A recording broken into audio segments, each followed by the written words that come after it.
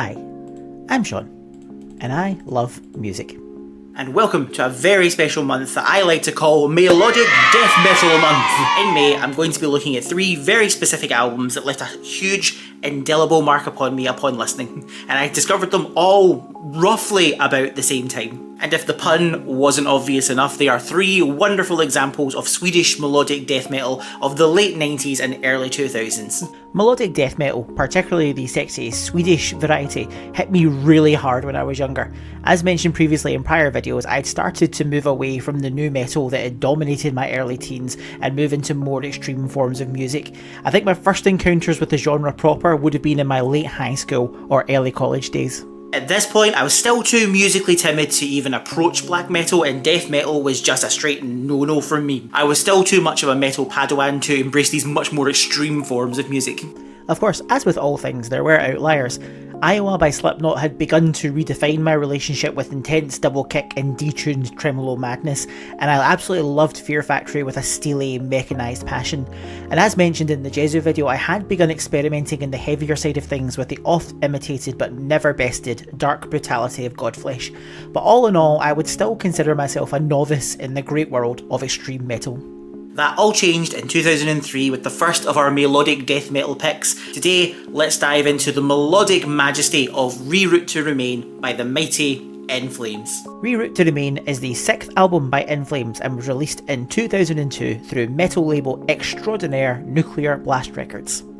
It was recorded by drummer Daniel Svensson, bassist Peter Ivers, guitarist Jesper Stormblad and Bjorn Gellert, and vocalist and sometimes Jonathan Davis impersonator Anders Frieden. I myself wouldn't know until much later when I really dug into the band's back catalogue, but Reroute to Remain was kind of a substantive shift in tone and musical style from the band's previous albums. The band had took their music in a much more accessible and kind of down-tuned direction than their previous albums. This was met with quite a bit of backlash from the band's hardcore following, who decried the band as selling out and turning their back on the underground.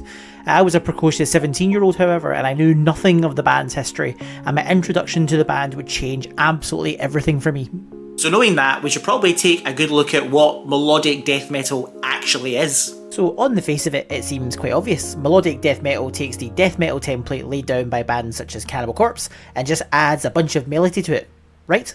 Well, it's not quite that simple. Melodic death metal is often thought to have been pioneered by the mighty Carcass and their 1993 album Heartwork, which saw the grotesque death metal luminaries embrace melodic song structures and riffs, almost progressive solos and passages, dial their speed down ever so slightly and filter it all through some astonishing crystal clear production. This was then followed up by At the Gates' Slaughter of the Soul, which is genuinely considered to be the actual birthplace of the genre. This formula would be seized upon in Europe, particularly in Sweden, where it would dominate the country's metal landscape for decades. It would become so synonymous with the country that the Gothenburg style became incredibly well known.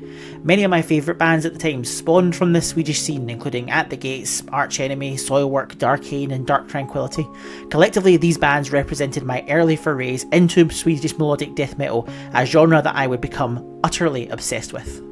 The genre, particularly its Swedish incarnation, was defined by several key ingredients. It possessed the heaviness and speed and brutality of its death metal parent, particularly the genre's forefathers, death.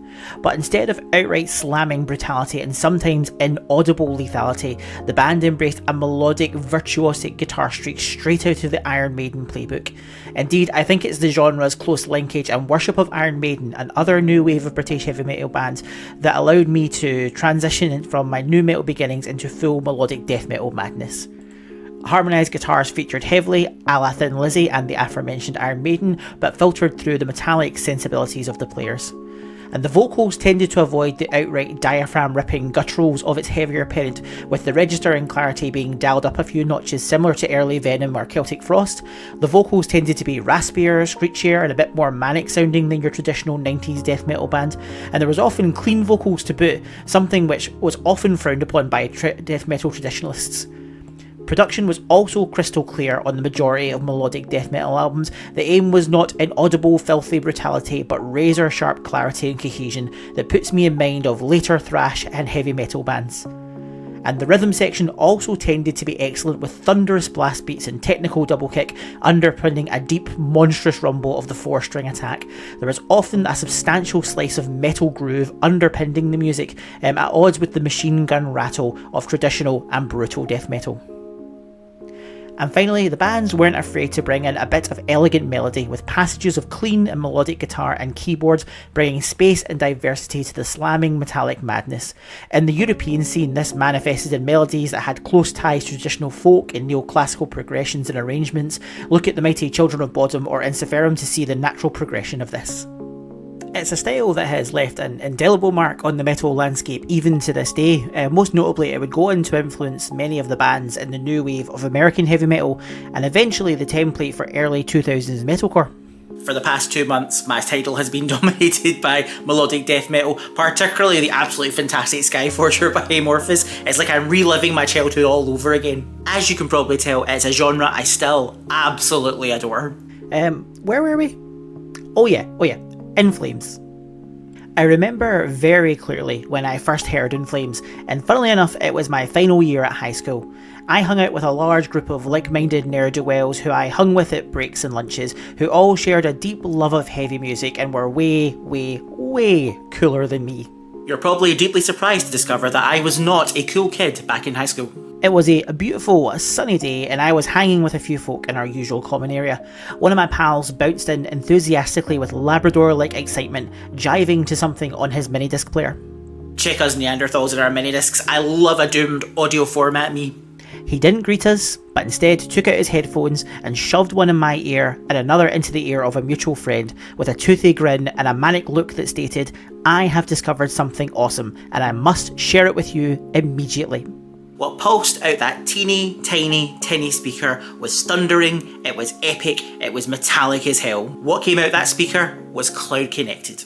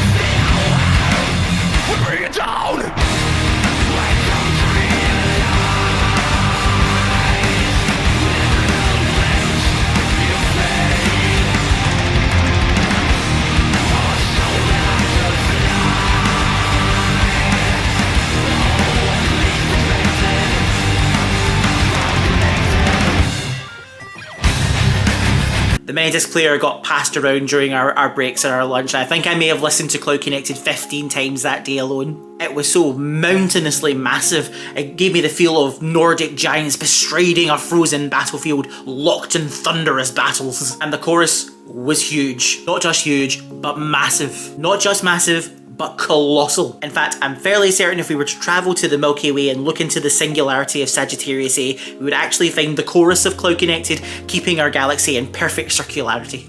Naturally, as with any new music I discovered at that point, I immediately bothered him to burn me a copy of the album, and the next day he turned up with a crisp silver CD marked in permanent marker with the words In Flames. No track list or album title, just the band name. Funny thing is, this likely added to the mystique of the band for me, as I would only know the songs by ear, not by name. That spring and summer was absolutely dominated by Reroute to Remain. What's ironic is that it's probably the change in sound of In Flames that allowed me to ease into it and transition me from nu metal into more extreme forms of music such as death metal, black metal and progressive metal. The low tunings and chugging riffage spoke to the part of me that loved Slipknot and Fear Factory, while the melody and especially the twin guitar assault appealed to my love of Iron Maiden and Thin Lizzy.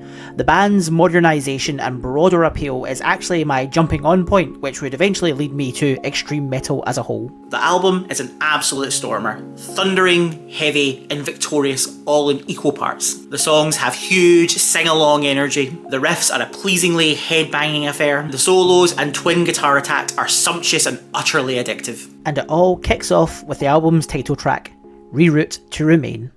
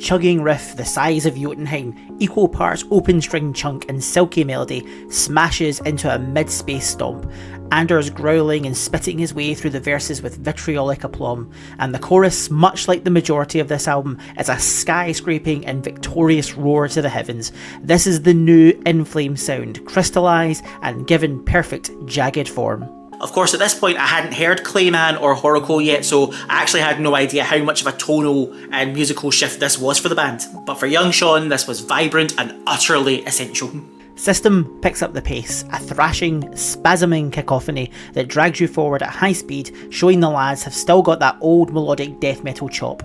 But within the staggering chugs is a soft pre-chorus and bouncing chorus, utterly at odds with the rest of the song. Anders would quite often be compared negatively to Jonathan Davis from Korn, particularly his clean, emotive singing, with the more vocal minority accusing In Flames of chasing that nu metal dollar. A trend many bands had chased to ill effect. I'm looking at you, Machine Head. But I feel that's a bit unfair. I mean, sure, Anders does sound a bit like Jonathan Davis, who himself is a beast of a singer and a screamer, but the musical tapestry that they sit within is a million miles away from the detuned, slow grind of Korn and their ilk. The next track is Drifter. Alright. Which has a real old school vibe, all triple picked intensity and Pam muted insanity. Even the chorus vocals invoke an old school Swedish vibe, all soaked in reverb and effects. The solo as well is pure joy, classy and effortless, evoking classic heavy metal goodness in a modern sheen. It's big, it's dumb, and it's a brilliant stormer. Next up is one of the album's lead singles, Trigger.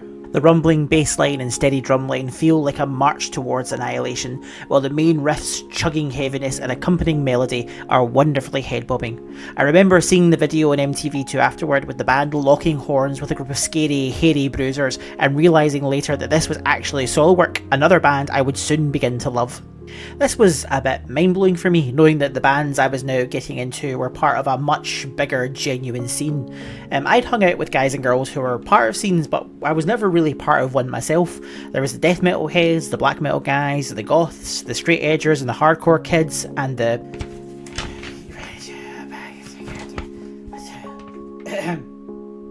horror punks. Horror punks? Really? Horror punks? Is that a thing? I actually started to feel like I was part of a scene now, especially with the discovery of yet more and more melodic death metal bands. It was a truly wonderful Voyages time. The previously mentioned Cloud Connected is next, and it is equally anthemic today as it was when it was first released. It has that unique gift of the best songs, the kind of melody that seems so natural and intrinsic that you swear you've heard it before. It just feels absolutely right. And no lie, the chorus chord change was the exact same one as I had written for my band Soviet years prior, however executed with way more skill and intensity by In Flames. I suppose I'll let them have this one, just this once. Transparent tunes things even lower, feeling almost like a Meshuggah song in places. Its lumbering, kaiju heavy march is complemented by the gargled shrieking of Anders and another massive stomping chorus. This track, however, feels like it exemplifies the issues older fans had with this new change in direction, but when you take a step back and simply enjoy it, you immediately appreciate its own heavy, sweaty, metal deliciousness. Welp, it's ballad time, something older fans absolutely raged at when the album first released. Dawn of a New Day is a wonderful, calm, warm and swaying acoustic number, dense with atmosphere and Adler's rumbling clean vocals. Stromblad and Galot 2 flex their genre-busting skills, showing they're more than just intense triple picking and dual harmonies. It's a wonderful, brief little bit of sumptuousness. Ergonomic dials the intensity back up to 11, bringing back the band's classic sound. Breakneck drumming from Daniel Svensson provides the backbone for skittering and slinking dual harmonies and pan-muted fury. It has no time for pleasantries, only that it moves relentlessly forward, destroying everything in its path. Minus brings back the mid-paced groove from earlier in the album and welds it to an atmospheric keyboard-infused chorus. However, it doesn't mean that the band doesn't machine gun its way through several parts, and subtle double kick and humming melodies pull the song together magnificently. A bit of a prophetic track comes next with Dismiss the Cynics, almost like the band knew the backlash that this album would receive. Funnily enough, it's very traditional, featuring a thundering main riff, big double kick and a soaring Swedish death metal lead guitar. It does veer into weird atmosphere and more Korn-esque emotive vocals before remembering itself towards the end for another huge, blistering chorus. Again, although for me this was a totally brand new world of music, I can understand older fans being upset about this kind of change in tonality and musical style, moving away from like the buzzsaw tradition of traditional Swedish melodic death metal. It's never fun when a band you love stops doing the things that you love about them, and yeah, so I can totally empathise. Freefall starts with the song's main melody played on a music box before the whole band slam into its almost thundering folk metal bounce. The verse is probably the most erroneously out of place section of music so far, sounding almost like Marilyn Manson as opposed to melodic death metal. However, as with many songs before it, it is saved by a joyously massive chorus and a genuinely joyous solo. It's probably one of the more redundant tracks from the album, others doing what it does way better, but it's still worth a listen. Almost as if feeling like the last track was too far of a step in the wrong direction, Dark Signs explodes with skittering harmonies and a relentless barrage of double kick delectability, reaffirming the band's old school credentials. And as is par for the course now, another fantastic In Flames chorus to break apart the cloud cover and let in the glorious rays of the sun. The bridge is wonderfully chunky and throbbing before bringing us home once more in victory. We're in the last leg and the band choose to do the most brutal death metal thing you can possibly do. A country and western ballad. Peculiarly country infused, Metaphor is heavy with violins and mournful vocals, and if I'm honest, it feels a bit out of place, particularly this late on in the album. However, the ship is steered back on course for the finale as Black and White, whose towering Meshuggah-esque riff crashes to earth, proclaiming the end of the album. The band once again veer between Korn-esque atmosphere and traditional death metal chug, proclaiming this to be the new norm. I particularly enjoy the all too brief solo which is unashamedly upbeat and soaring before the chorus thunders back in with double the intensity. It's a strange track to end on, quite workmanlike in its heaviness, maybe over a bit too soon, but still a belter of a tune. And as mentioned, this album would be my gateway to Swedish melodic death metal as a whole. It would lead me to bands that I absolutely love such as Arch Enemy, Soilwork, At the Gates and Dark Tranquillity. And beyond that, it would open me up to more extreme and varied forms of music such as Children of Bodom, Dissection, Death, and as we've mentioned before, black metal. Of course, the big question is, how do I feel about Reroute to Remain now? Well, the fact that I'm talking about it today clearly shows that I still have a deep love for it. It has some of In Flames' best songs and biggest choruses, and I still play it very, very regularly. I can say with the benefit of hindsight that some of the songs are a wee bit overly long, and sometimes it does get a wee bit samey, and I feel like the ballady style tracks are maybe a wee bit out of place. But for me, it's still a wonderful living piece of my history with metal music. I'd eventually work my way backward in the band's catalogue, with the majestic Clayman probably being my favourite album, although I do hold a special place in my heart for both Horacle and Colony as well. I'd come to prefer the band's earlier sound and would stop being as dedicated to them after the release of A Sense of Purpose in 2008, my taste having become a bit more extreme. However, I would always hold a deep love for Reroute to Remain, which to this day was one of my biggest gateways to extreme music. I would like to call it that while researching for this video, I came across a really good article by Stefan Nordstrom. I'll put the link down in the description below. It's a really nice look at the scene from within the scene, and I really think you should check it out, so go give it a look. So that's Reroute to Remain, a big, bloody brilliant and epic record which absolutely set me on the path to more extreme music down the road. It's such a good album, and I definitely think you should go and give it a listen even now. But my journey with Swedish melodic death metal isn't over just yet, so keep your eyes peeled for the next video where I'll be talking about another album that I deeply love and is an absolute stone cold classic. Until then folks, as usual, take care, be kind, and I'll see you all on the next video. Cheers.